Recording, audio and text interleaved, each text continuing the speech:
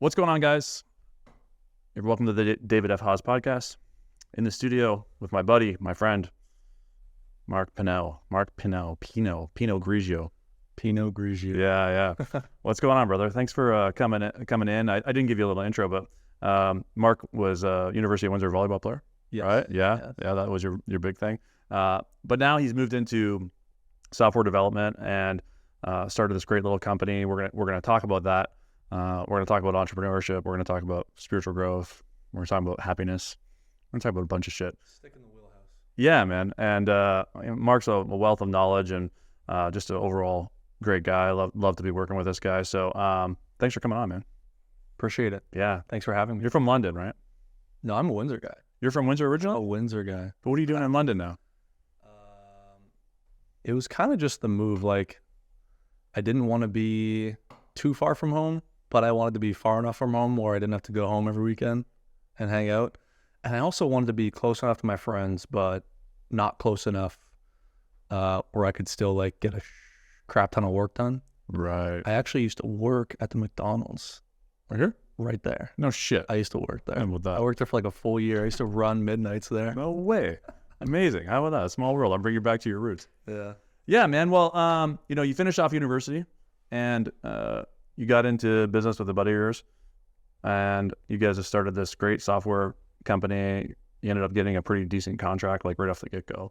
Yeah, we got, I would say, lucky, but we kind of worked for a year on a small business rewards drag and drop builder. And we were ironing out the details. We were kind of getting ready to just bootstrap it. And then we got a connection through Brad, and they were interested in building a rewards program. So we showed up to the meeting basically with what we had, which was kind of like a year's worth of work. And they're like, oh crap, like this stuff is dope. Can you build this for us? And that's how we got it. So it wasn't like luck. It was like we did a year's worth of work, and then a company saw the value in that, and we were just tweaking it forever. And they decided to work with us, and it's been great, honestly. Yeah, man, that's amazing. Yeah, and I like actually don't even believe in luck. It's like even like in golf, if you get a hole in one, people say, "Oh, that was really lucky," and I was like, "No, it wasn't. I was aiming exactly at the flag." True. Technically, It wasn't lucky. Like that's what I was trying to do. But if you try and do that thing over and over again, eventually you're going to get lucky. Yeah. And get connected with the right people, and opportunities will kind of come your way. But now you guys are coming to the end of that contract. You're pretty much done building that thing for those guys. You guys are focused on creating your own program, which is essentially loyalty for the small business, like loyalty programs for the small business owner. It's making like really great enterprise level loyalty programs accessible to small businesses, because it's really expensive. Like even this insurance company, like they're paying a lot of money to get this thing built, and it's worth it, but small businesses don't have the budget for that. Yeah, exactly. And that's what I find at Lungo Vita is like, we have all of these customers that are coming out to us on a regular basis, but we're not doing a great job of keeping them engaged, after they've shown up. And so it's like, there's a reason that places like Shoppers Drug Mart, Petro Points, and PC Optimum, that is also now Shoppers. Like there's a reason why these guys spend. Yeah, I don't know what they spend. Yeah, Shoppers ridiculous. I think they might be the most successful other than Starbucks. Yeah, on Starbucks. Yeah, PC Optimum. Yeah. People love PC Optimum. You know what pissed me off about those reward programs though? Now that I'm just thinking about it, was that Shoppers in the beginning, and it was genius by them, but it was like they were giving away like 20,000 Optimum points, spend $75 and get.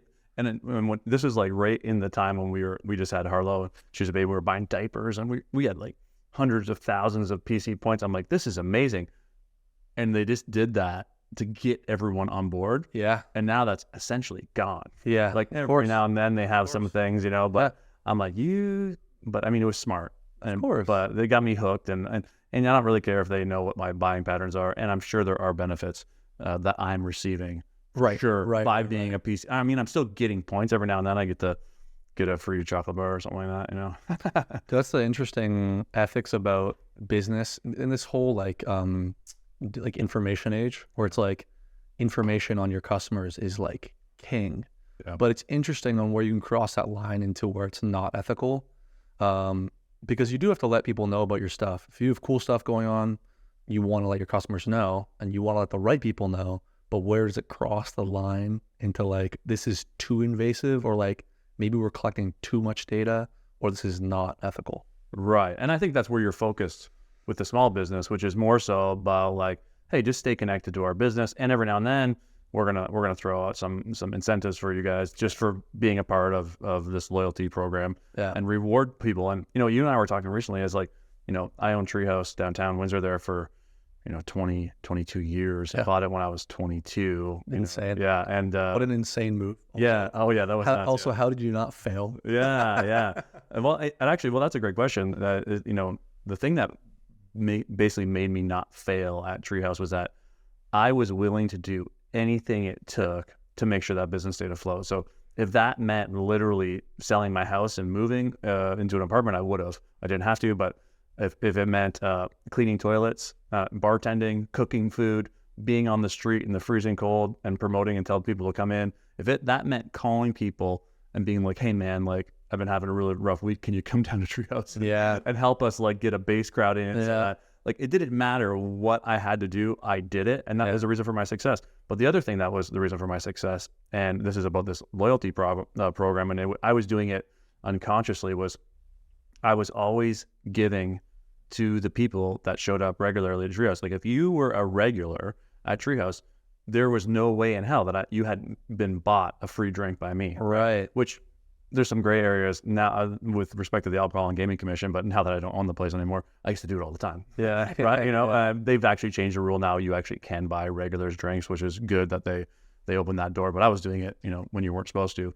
But it was just like it was just natural to me. Yeah. It's like, you're coming into my business, you're bringing 5-6 friends, you're drinking and eating. It's like, of course I'm going to buy you a drink. Yeah. And for bar owners and restaurant owners that aren't doing that, it's like you're just missing the mark. I've never experienced that. Yeah. And I've been a regular at multiple restaurants, not so much bars, but restaurants. Yeah, I've never experienced that. And you know what? It doesn't take a lot either. No, it doesn't. Like you don't have to give them a ton. It's like you buy them one round, which your cost is, it's like small. And this is where so many, and this is where I got trapped for years in the bar business. Even though I was doing that giving, right? I got trapped in when I was creating promotions or creating anything and any business. I still get trapped in it sometimes. I would get obsessed with getting, right? How can I create a promotion that's going to get me more customers, which will get me more, money? Yeah. And then when I switched consciously to a giving mentality, right, where I said, it's like, how can I give people the most amount of value where it's essentially like a win-win for them and for me? That's when my business completely turned around. Like, and this is where I got back to like laser-like focused on Treehouse. Like I had expanded. And then I had this like conscious awakening, and I'm like, no, like Treehouse is my bread and butter. Got rid of everything else, got rid of partnerships, sold businesses, closed businesses, and I said, I'm fully going Treehouse. And that's when I said, I'm going to switch to giving. And from that point forward, from that day, our sales increased by 30% a year, every year for 7 years until COVID. Oh, wow. Yeah. Wait, so you increase your top line every year by 30% or more, like compound for 7 straight years, right? Yeah. So and granted, we had gone low because I had spread myself too thin, and I had opened all these other businesses, and our sales were half of what they were when I was laser-like focused when I first bought the place. Right. But when I got laser-like focused again, and I made this shift to like giving, and this is when we introduced like customer, customer appreciation nights, where we did like $250 everything, free pizza, $250 everything, no cover, that kind of stuff. We did giveaways. We did the 12 nights of Christmas where we did TVs and all of this stuff is where all of this was born. And it was just like, we just blew away the competition. Right. Damn. And it was because like people felt like they were a regular, which is kind of like, it's like, oh, I love Treehouse. Yeah. And which is exactly what you're trying to do, but at scale for customers and in the new like tech world where, you don't have to actually physically be there to be like, hey, thanks for coming in. you can now send them a message and say, thank you for your business. Right. So true. Yeah. Yeah. That's a good idea. I didn't think about that. Well, that's what you're doing though. Yeah. Yeah, that's why you're doing it. Yeah. You've been here 100 times this month. Yeah, right. Exactly. You know, like, and just little things like that. And, you know, like those people that came to Treehouse all of those years, I still see them on the streets. Like, you know, today I see them around, and like we still know each other. Like, Yeah. you know, I might not remember all their names all the time because like they only had to remember one name. I had to remember hundreds of names. Yeah. But they still remember. And of course, I'm like, hey man, what's going on? Like that, you know, it's good to see you. It's been a while, you know. And Yeah. you reminisce about the old days, and it's like they still feel like, you know, they're a part of it, you know, part of Treehouse. So it was almost like it was what we were talking about yesterday. It was like about building like this like cult kind of like community. You're building community. Yes. It's like, what else do you want to do? Right. What else? What's the point? Yeah, man. Yeah. And, you know, we were talking about this before the podcast, which was like, I think that people basically only want three things. They want wealth, health, and happiness. Right. And, you know, happiness is kind of broad, but you know what's funny is my favorite restaurant in Nashville is called Greco. Shout out Greco. Yeah. They actually give me really good feedback for the app way back in the day. The owner did. Nice. And it's affordable, it's healthy, and it makes me happy. Yeah.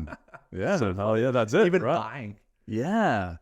Yeah, man. So I mean, I definitely think that like when you get into entrepreneurship, and this is kind of like the road you're headed in, you're like I would call you a spiritual guy, essentially connected. Yeah. Yeah. And but then you get into this conundrum of like business and spirituality. Right. And I think a lot of people get trapped in that conundrum. So like, what do you think that you've been able to use, and what's worked, what are you struggling with, you know, with respect to living in those two worlds, let's call it?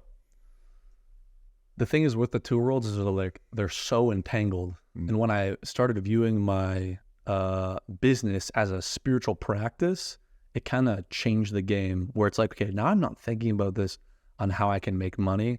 I'm thinking about this on like, how can I impact as many people as possible in the best way possible? Because I wrote down like my goal today for the business, which is 20,000 customers. That's a number, doesn't mean much, but it's like, I want businesses to have true success with our products and software. And it's like, if I can do that, the money is going to come. And I think with the spiritual focus, it makes your life like way less stressful, because you view all these challenges as like what they are, like challenges.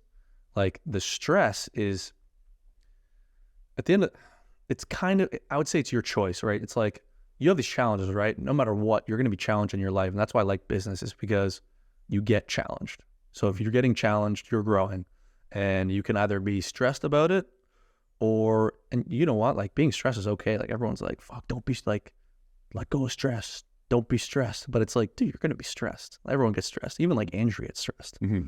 So taking that framework and viewing the challenges as just another like door I got to get through has almost like gamified it for me. And, you know, Alex was talking about the game, where it's like, it's gamified it for me to the point where it's like wear the world like a light garment. So it's like, I think Jesus said that, right? I don't know. Yeah, I think so. Maybe. I wear these problems like way lighter. It's like, we're going to be bankrupt in 2 months if we don't like get another contract. But it's like, you know, at the end of the day, it's like, I'll be fine. I might have to have some tough conversations, but I'll be fine, and I'll have gained all this experience that's going to propel me forward. So it's just kind of like perspective shift, where it's like everything you do, challenge, stress, all this like dog crap that you face is like kind of building who you are. Yeah, that's huge, because if you don't have the awareness of something I've been going through recently, and we've chatted about this, but is about, you know, I'm trying to build a community out there, a Luca Vita. I really, truly believe that in order for people to really, truly transform, they need consistency. They need like a container, like once a year at least, where they come to a retreat and they get removed from all the distractions. They need connection to nature, and they need community, you know? And so it's like, I really believe in that vision. I really think that's what people need. And so I've created this amazing package where people like can get all of that in this one package, and it's insanely affordable. And so I do these 1 days, and then I show them what I've created, and then they say no, right? Or they don't say anything, they just don't sign up. And every single time after I gave them that offer, I would get sucked into like this whirlwind of self-doubt and failure and all of this. And then I just had this awareness because I have awareness. I was able to observe that I am like in the pain of failure. And I didn't even have to go into like a big letting go of the failure because I've done that work, the fear of failure, the pain of failure, the feeling like you're not good enough, the feeling like they're rejecting you. And I've done all that work. So the second I recognized I was in it, or had the coat on, or I was on the bus, or whatever You're the rat. Yeah. Then I was like, oh, wait a second. This isn't failure. This is education. Yeah. Right. Every single time I'm offering this to people, I am learning what doesn't work. Yeah. And once I made that awareness, it's like, oh, it all shifted for me. It completely shifted. And one of the things that I came to this realization was like on the path of, towards enlightenment, one of the stages is neutrality, right? At 250. And so if you calibrate at 250, you're neutral, you have no attachments to anything. And I was attached to the outcome. Yeah. I was attached to whether these people were going to say yes or no. Right. And because of that attachment, it created this reaction inside of me, right? And made it personal. Yeah. It's like, it's not personal. Yeah. Well, it sucks because you put so much work into it, right? Sure. And yeah, that is part of it. It's like you put all this effort and, and especially when you have the intention to really help people. Yeah. Right. And then people are still saying no. It's easy to say like, there's something wrong with me. Right. But it's not so much that there's something wrong with me, or maybe there is. And even if there is, that's education as well. Yeah, true. Yeah. And so they're not talking about this, right? Yeah. But I think what people miss, and this is what I believe, is that you got to fail usually for a really long time, right, before you don't fail. Yeah. But this is the thing. I think this is like a key takeaway. If you fail long enough, eventually you're going to get it right if you stay laser-like focused. Like, for example, when I first bought Treehouse, it was like, that was a failing business that I took over, right? And so they were failing. And I was running promotions. I ran, I don't know how many promotions and failed until finally we came up with the idea of this consistent drink special. Yeah. Right. Which was back then it was $2 well drinks. Yeah. Yeah. And it was actually a morph of what Papa Chady's was doing back in the day. They were doing $2 whiskeys. And we said, well, let's just step it up and do $2 all well drinks. Yeah. Right. And then we didn't run any other promotions though. Like that is all we did. And that was the game changer. So we failed for years and years and years, barely scraping by until we introduced that, and then we skyrocketed, and then we were like the busiest bar in the city. And so you got to stay laser-like focused and be willing to fail and willing to be the only person that's kicking you is you. Yeah, by recontextualizing the failing. Yeah. And not giving up. Because it is painful when you fail. Oh, it sucks. It sucks. And this is why most people don't do it. Everyone quits. That's it. You quit. And it's right. like, those thoughts ran through my mind. I mean, one of the things I do in my coaching practice a lot is, I end up coaching a lot of business people. And one of the things I do frequently is have to pull business owners out of, what the fuck am I doing this for? I should just go get a job and go to work and not have any worries at all. You did that for me. Yeah. Yeah. I was like, I could be making $150 an hour doing consulting. Exactly. But you just have to get realigned with what your intention was, which is your intention is, it could be your own personal intention to have freedom to be, the leader or whatever that may be. Right. But once you get aligned with that intention, reconnected to the intention, like I have this one client and she's a gym owner and she opened up the gym because that gym changed her life and she wanted to help other people change her life. But once she got all wrapped up in, and this is during COVID, she got wrapped up in the making money and the stress. During COVID? No way. No. This was during COVID when she was having her I should just quit everything. Yeah, because that was insane. Yeah, it was brutal for bar owners, gym owners, all small businesses really. And so we got her on a phone call and she was, wanting me, I could tell she was wanting me to make her feel better, but I was like, no, it's like you're in the shit right now. Get realigned with your intention of why you opened this place, because you want to help people. And once she did that, it was like a shift. It was like she just realigned with her power. Right. Right. And But it's easy to let the mind swirl in there and tell you you're not good enough and tell you should be doing something else. And then you put on the code of self-doubt, and, it's easy to go down that road, right? And so I think that's a challenge that all entrepreneurs face. And whether you make it or not is whether you are, willing to continue to observe that challenge and figure out what you can learn from it and continue to push through. Yeah, agreed. Yeah. So we were talking about this concept about like you've been helping some people doing some like kind of light coaching, and we were talking about this concept of like helping people get from like 0 to 1. Yeah, and what's funny is like what came to mind when you were talking about that was I had this thought one day. A thought came to me, and and it was there's only 2 requirements of business, and if you boil it down really, really rudimentary, this is maybe reductionism, right? But it's like start and don't quit. Wow. It's like if you start it, don't make it so complicated. It's like I've made it. We've probably both made it too complicated. It's like it becomes this behemoth that you have to slay, when in reality, all you got to do is like catch a rabbit every day. Yeah. And like one day you're going to catch a fox, and then one day you're going to catch a deer, right? If you keep hunting. So that was one thing, maybe along the lines of 0 to 1 is like start, don't quit. Yeah. And I think people get wrapped up too in like even technology is like, oh, I need this web page. I need this. I need to get registered. I need to have the proper account and the bookkeeping. And like, I've always been, and probably sometimes to my detriment, but I've always kind of been a guy that's like, is, Mess it all up. yeah. It's like, I think the analogy, I'm trying to get the analogy right, but it's like building the plane while I'm flying it. Yeah. And so sometimes that's dangerous. Yeah. Well, Hormozy's thing is set up a bank account, make an LLC. This is the States, obviously, but set up a GP, set up a sole proprietorship, costs $60, get a bank account, get a card processor. You're in business. That's it, right? And and people make it like, oh, I need business cards, I need the proper landing page, I need all this, and it's like, at the end of the day, I recognize this, as a kid. Like when I was 16 years old, I started my first company, Squeaky Clean Window Washing, and I just like went and at a young age, I said the only thing that I need to do to be insanely successful, and like I consciously said this out loud, was show up on time, do good work, and be courteous. Yeah.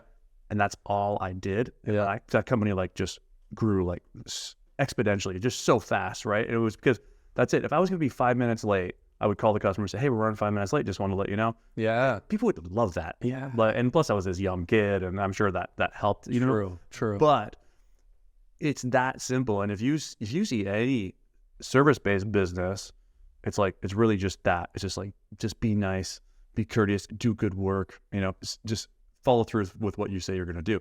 But then when we get into like the tech world, or even the bar world, or even like Lingo Vita world, you lose that because there's so many more moving parts. Yeah. But the basis is still the same. Yeah. Right? The base is still the same. Exactly. So then it's just a matter of, well, how do I take that and put it into this bigger thing that I have here, right? And so when I was doing Treehouse, it was like we do it on Lingo Vita too, but it was like just little things. Like back in the smoking days, it's like we got a bunch of lighters from like, it wasn't even the dollar store, like the wholesaler.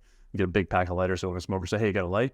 We'd give him a lighter, and then we'd just keep it, Yeah. like little shit like that. Yeah. And people ate it up. And I know that people have heard this all the time, but you just have to figure out how to do that at a larger scale when you get into bigger. And this is kind of like what your company's doing in some ways. Right. Yeah. People get caught up in finding the perfect thing for them, right? But it's like something as simple as like window cleaning. I know people personally, and this is kind of what it's funny, you're my coach and I coach other people. I do it for free, but No, but coaches are always being coached. right. Yeah. Exactly. Yeah. Right. It's like, you don't have to find the perfect thing. You just have to taste a bunch of things until you find the thing. Yeah. So it's like, I'll put my brother on blast a little bit here. And it's like, if you want, like, probably his most successful business venture was door knocking and saying, can I do anything for you? Can I like clean your gutters? Can I do this? Can I do that? And the guy was making $25 to $40 an hour. Yeah. Because people just love that, right? It's like, you don't people are people. It's like, make your passion your business. Like, your passion doesn't have to be your business, and your first business probably won't be your passion. No. It's better to just do something, whether it's window cleaning, like, I don't know, right? Yeah. Whatever it is, but I think what you're getting at is that, and this is kind of circles back to this whole spirituality and business and all of that, is you don't have to be a coach or host a retreat or open up a retreat center or any of that shit to bring, like, just being a good human. exactly. So you could have a grass cutting company and make that as spiritual as fuck. Yeah, you can. You know, just by like just being nice to people. Yeah. You know, like just showing up and being nice to people and like making sure their grass is beautiful and it looks great and they're proud of it.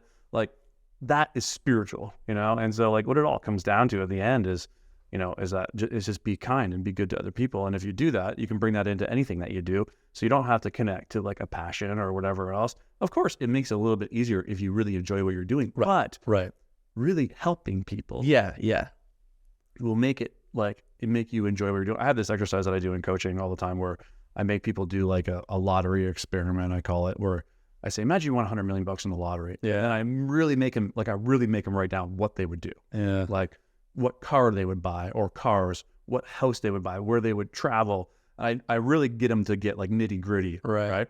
And then I say, okay, now that you have all of that, everything that you've ever wanted, every material need that you've ever dreamt about is yours. I say, now what are you going to do? Yeah. Right. So then they start to get aligned to what they would like to do and what they want to do. Yeah. And then they say, I want to start a grass cutting company. I'm going to steal that. Sure, you can take it. It's all yours. Because I probably stole it from somebody too. It's like, you're going to do what you want eventually, so just do it now. Yeah.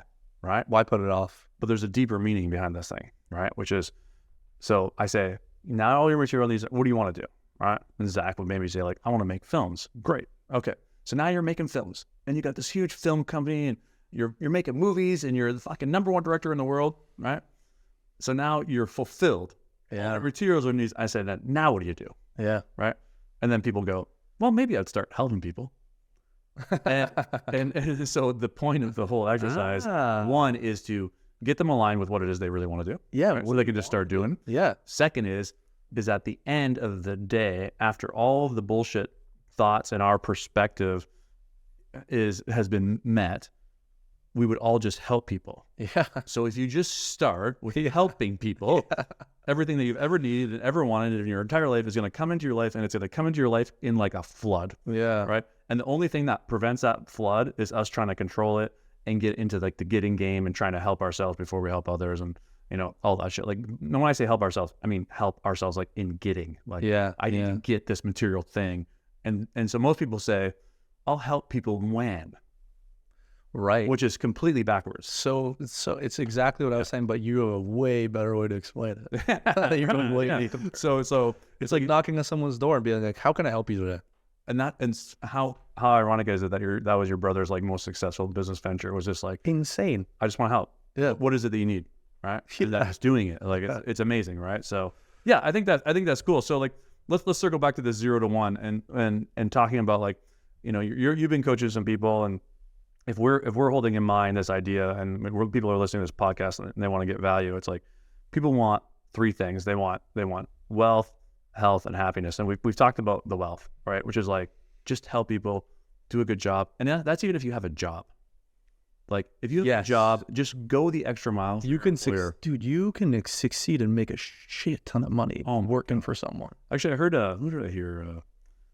Grant Cardone recently said, he's like, the biggest one, like these, he was given like it's very hook, like clickbait kind of shit. It's like the 3 biggest mistakes people make in their lives when it comes to wealth. And he was like, one of them is start their own business. Yeah. And it's kind of true, because you could maybe make way more money being somebody's number 2, 3, or 4 than you might on your own. But you got to get out of your own ego way to like say, I want to be someone's number 2. That's like, what are you good at? Yeah, you know. So that was one thing, and I thought that was interesting. Is like, and so circling that back to my point is like, even if you're an employee, if you go the extra mile and you show up and you really want to help the company that you work for, you will make more money. It's 100% guaranteed. And if you say my boss is an asshole and he'll never do that, well, guess what? some customer will come through your door and be like, who is that guy? Yeah. And eventually you'll get a job somewhere else if your boss isn't. It's like it will just happen, and it's so simple, but it's so easy to wake up and be tired and go into work and drowsy and being like, oh fuck, I hate this job and my boss is an asshole. It's so easy to get into that rhythm, Yeah. right? But if you are able to consciously pull yourself out of that and just say, no, I want to help every customer. I want to make this business better. Yeah. Who cares if my boss is an asshole? I'm still gonna do my best and show up and do my best every single day for me, essentially. And when you do that, it's impossible to not be successful, literally. So like, there's the wealth. Start your own business, help people, work for a company, help people. You're gonna succeed. So let's talk about the health, right? Health. Well, I just want to expand off the last point. Sure. That like going into your power, and it's like at the end of the day, it's you and God, man. Yeah. It's you and God. No one else. Like, the sad thing is, everyone else's opinion doesn't really matter that much.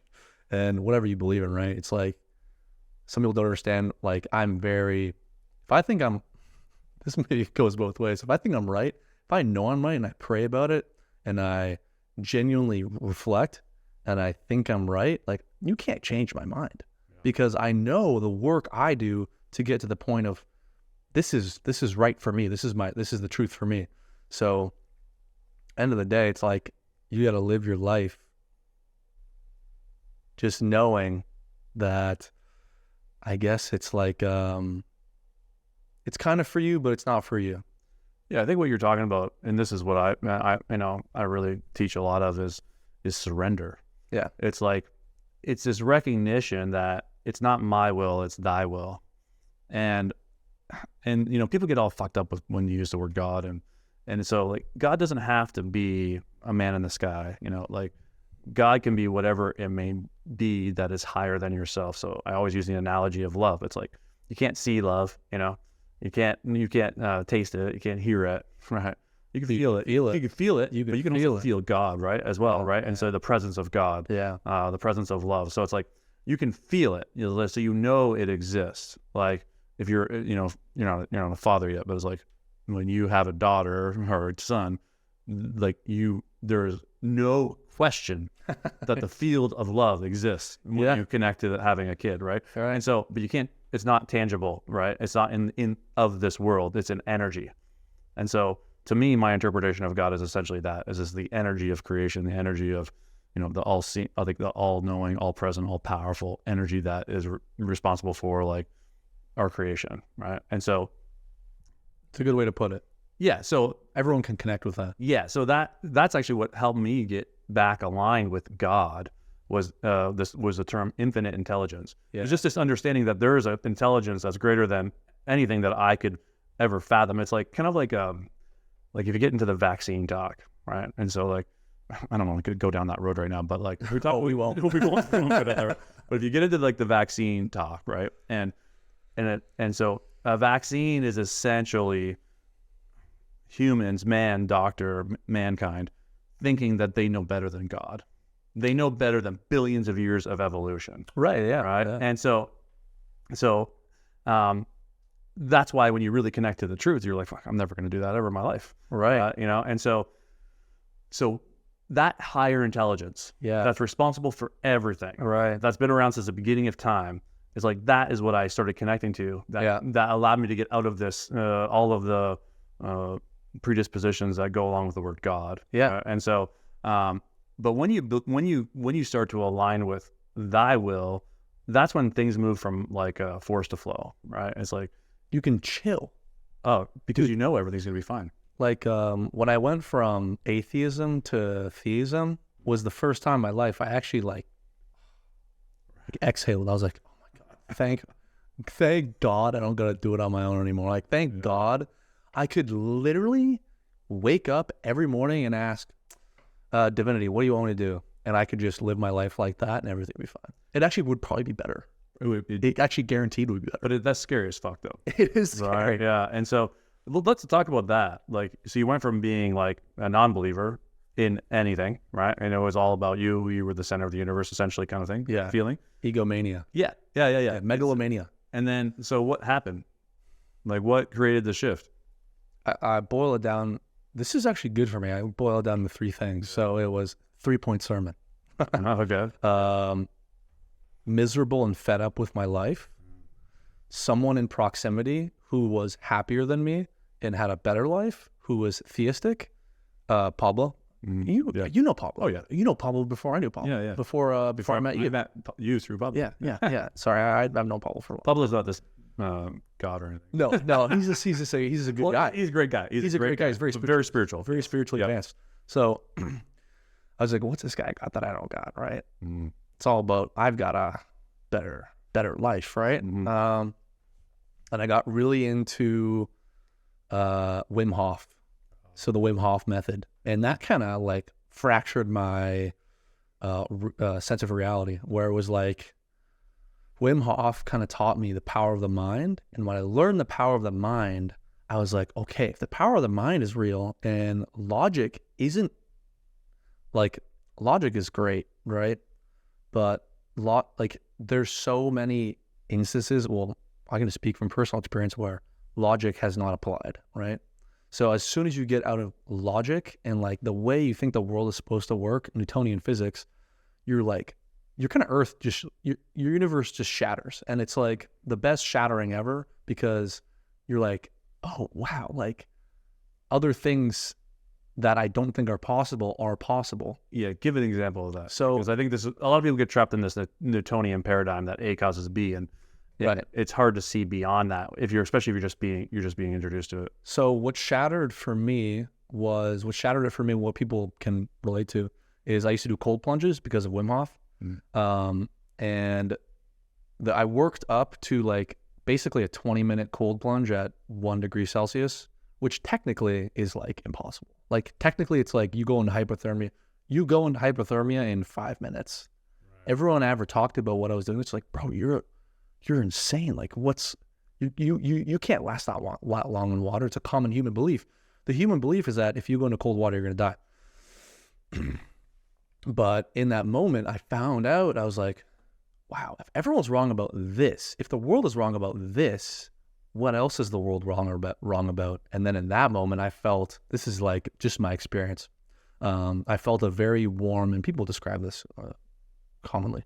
I felt a very warm embrace, and I saw like really light lights. And I felt like, it sounds weird, but I felt like the love of God in that moment. I was like, I'm okay. Yeah. And then I was like, oh crap, God exists. So don't think I was like happy about this. I was like, oh crap, I've been living my whole life thinking God doesn't exist. And in that moment, I was just like, okay, I guess, all right. And then from that point on,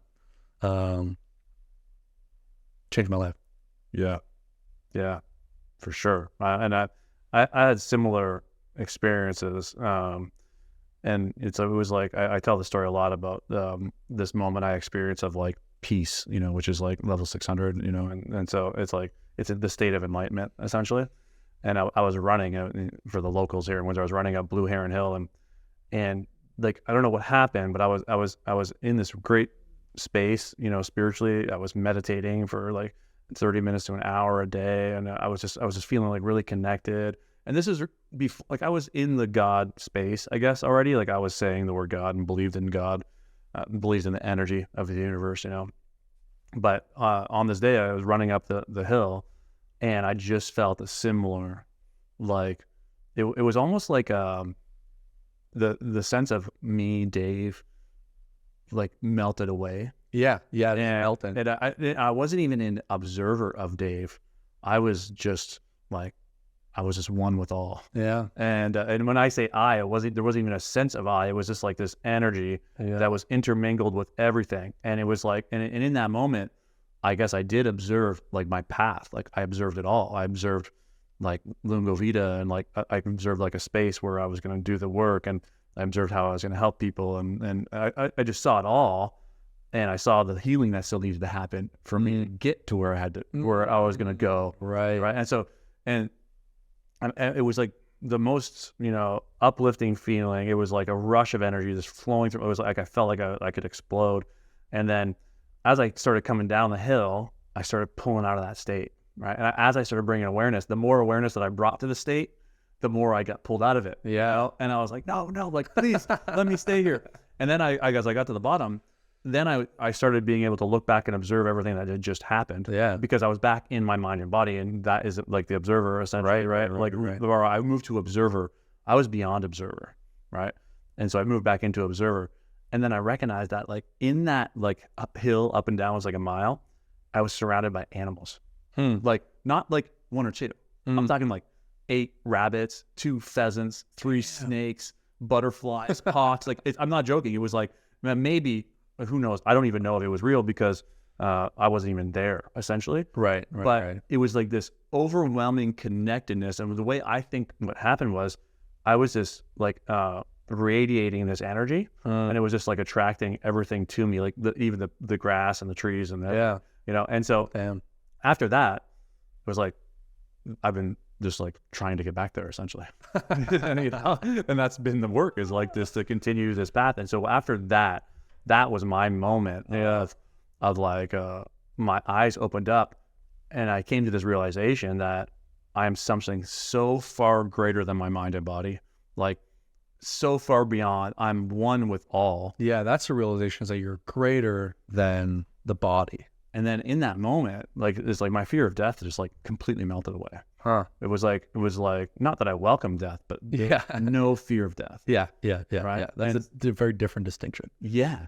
Like we get caught up on that. Yeah. And so like, and this is like a moment of surrender, is like recognizing the ultimate surrender is surrendering your own life essentially, because you recognize that even in death, you will be okay.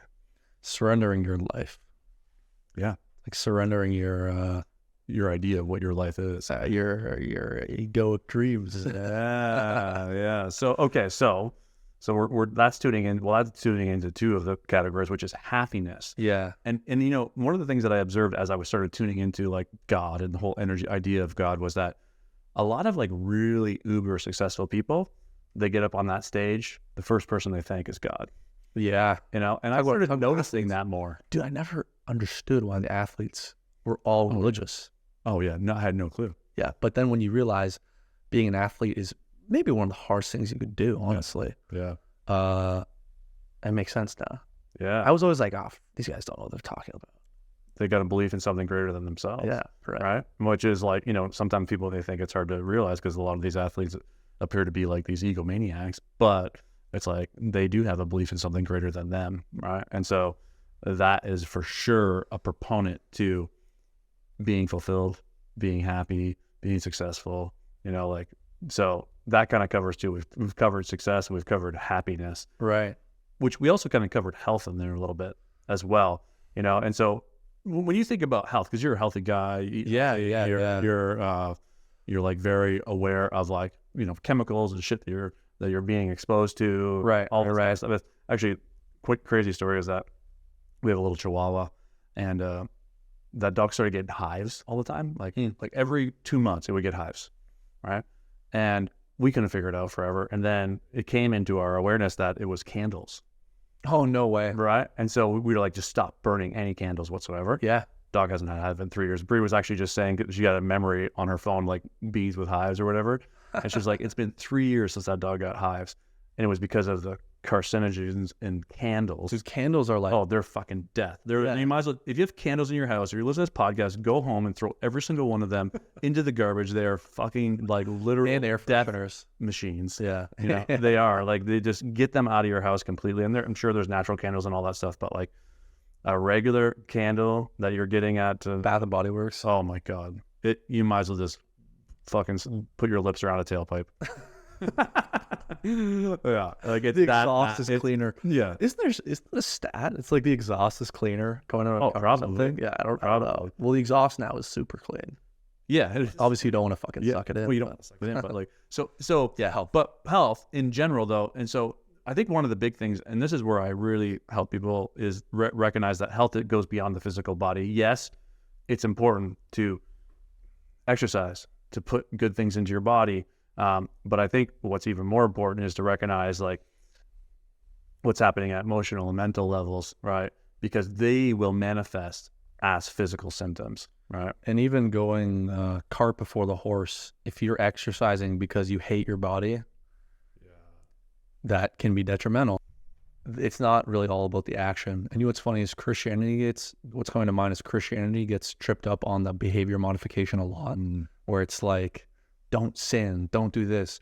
But if you don't know why you're not sinning, or like if you don't know why you're working out, or if you're working out for the wrong reasons, it can actually be more detrimental to your health than, let's say, like if you didn't work out.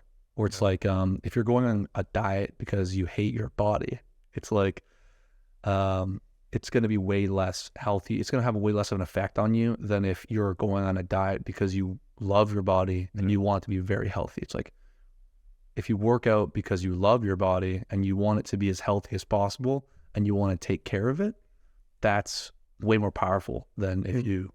Gotcha. Okay. So I know the pushback that we're going to get on that is, but like someone that's 100 pounds overweight, they're like, but I don't love my body. I hate my body. Right. And so, and this is something I use a lot in, like, let's say like coaching, where I'll be like, what is it you want out of life? I make people get like real, like just write it down. Real. Yeah. Like, you know what I mean? Yeah.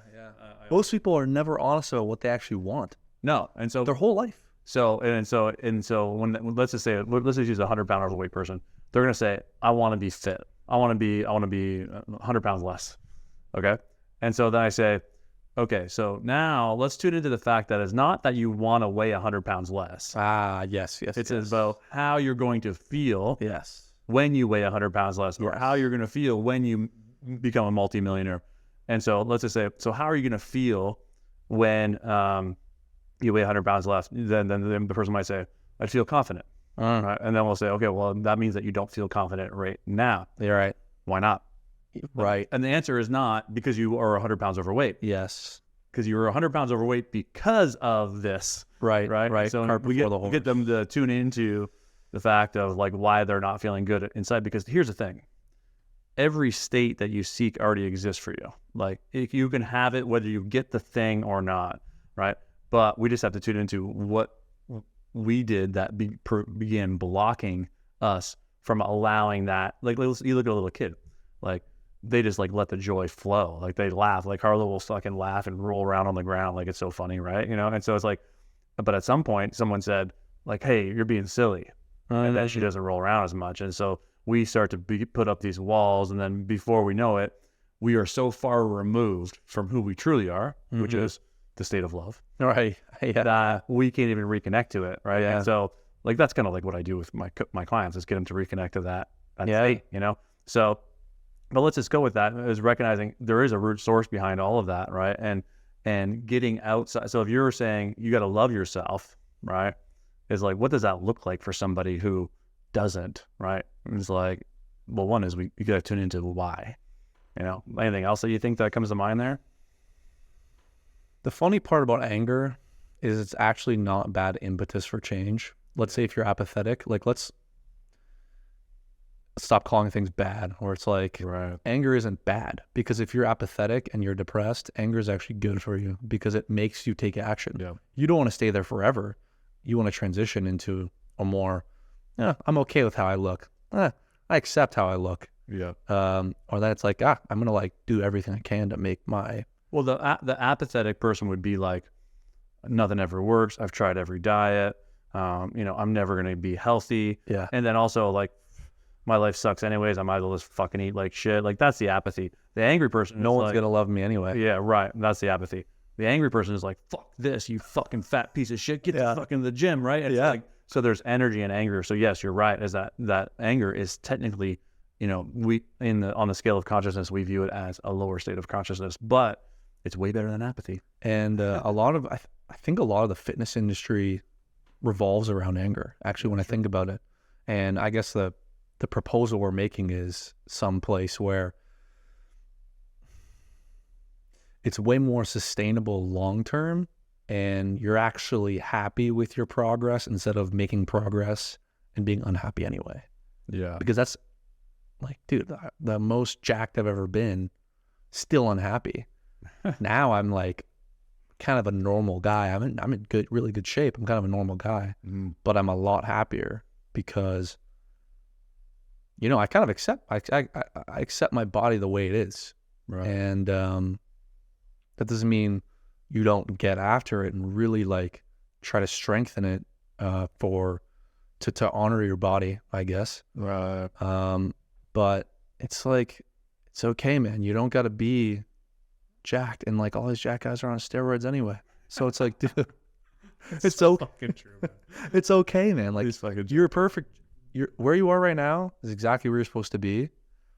And if you really want to be, if you ask yourself the question and it's like, I really want to be in great shape, perfect. But don't do it because you're like hating yourself. Yeah. You know, do it. tuning to the why of how, like, what it is, because it's not the thing, it's how you're going to feel. So tuning into how you're going to feel, start asking yourself the question why you don't feel that way now. Yes. Yeah. And then I think what you're talking about is just like going a little bit easier on yourself and aligning with the intention to do the right things out of a place of like self-love, being like not of a place of hate, because that hate is probably not going to be sustainable. You know, It's not just, I'll tell you right now, I've experienced it. Yeah, it's not sustainable. Yeah. And diet's also not sustainable, right? It depends who you are, I guess, right? But all the brown bag guys are dead. Yeah. So it's like, if your diet stresses you out, you could be physically the most healthy person ever. But a lot of people, and this is like not trying to throw shade on anyone, but like a lot of people like that are extremely unhappy, and like they die young because the stress of it all. So the stress of being too healthy can kill you. But an example, Pablo is my best friend's grandmother, eats fried food every day. She's like super old and in like amazing health because her spiritual state is so high. Yeah. And she doesn't think about food and diet in that way. Yeah. My friend Niviana that owns Carrots and Dates, she got into food, I think, out of like this awareness that there's all these toxins in food, and she wanted to like kind of change it, which is amazing, and they built Carrots and Dates, which is great. But her healing really recognized it was all of the fear that she was that was surrounding food, and all of those dietary decisions were based on the fear. You know, so Hawkins used to say like all his health nut friends died and they all died jogging, and then he laughs at it. Right. But it's true, because if it becomes like this obsession and you're That's the problem. stressing about, oh my God, I just ate that and it's gonna fucking kill me, then that's where, you know, it's like every bite you take has energy, and if you're drinking the Coke and being like, this is terrible for me, it will be terrible for you. Yeah. Like what you hold in mind tends to manifest. 100%. And so yeah, I think that's it. I think we covered it.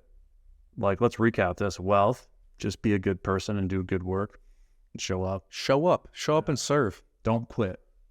Don't quit. Don't quit. Don't quit because it's not you who wants to quit. It's the doubter that wants to quit. Yeah. And the other thing I'll add to the wealth one is make sure you're in the right pot.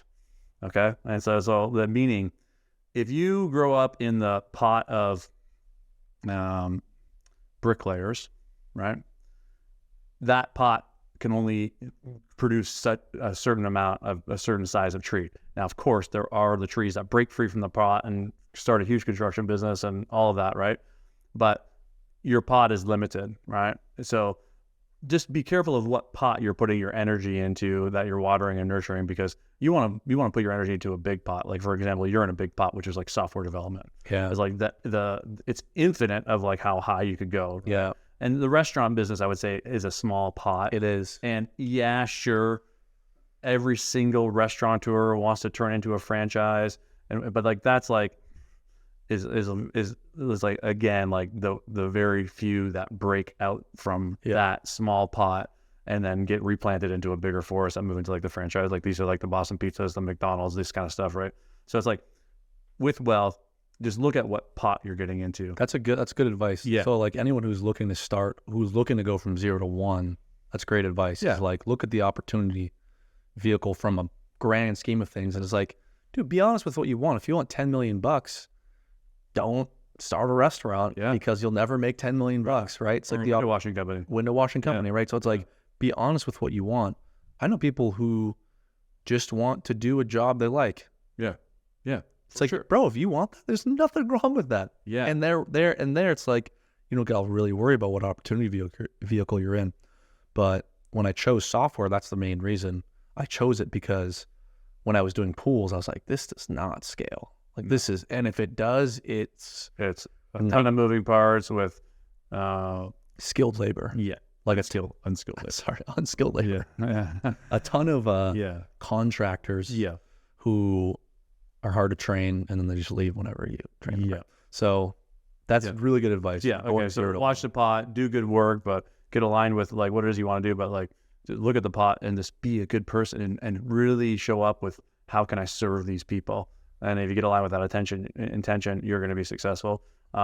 With respect to happiness, I think where we went was like aligning with something greater than yourself and like really starting to open that door, because when you really do begin to see this world for what it really is, which is a fucking mock-up of all our perceptions and beliefs. Yeah. And you get beyond that, then you recognize that, oh, like I'm going to be okay. Yeah. And the feeling of I'm going to be okay will make you very happy. Yeah. That's like the big, someone asked me like, why do you believe in God? It's like, I didn't have a good answer. But now that I'm thinking about it, it's like, why do you believe in divinity, right? Mm-hmm. It's like feeling okay is worth everything. Yeah. Because if you live in the future or the past, that's almost a guaranteed ticket to Miseryville, right? And to be okay in the present moment, you got to trust. To be okay in the present moment, clip this. I'm going to clip this. You must trust. Yeah. You must trust that there's a plan for you and it's going to be okay. It's going to work out the way it's supposed to work out. Yeah. I think that's what a lot of people get stuck on, is because any deviation from the present moment is the ego taking over, right? And so it's like, if you step outside the present moment and you start planning and doing all of these things, like, you know, and start trying to control it all, this is where you get into this struggle of like getting and giving and all of that stuff. So yeah, like remaining in the present moment does require this huge level of surrender. Yeah, and it's daily, man. It's scary. Yeah. And even for me, like I struggle with it all the time. Yeah. Straight you know up. what I need? You know what you need for the present moment to stay in the present moment more is you need to stack up proof, right? And so every time that I've said, okay, you know what, I'm done, like I'm turning this over to God. Yeah. The answers just begin to flow. And so you need more of that proof. And here's the thing, you need like a lot of it. Yeah. Like I've been involved in, I don't know, hundreds of healing treatments, you know, where people will come in and they can't even walk. We get them on the table, they're like, all their pain is gone.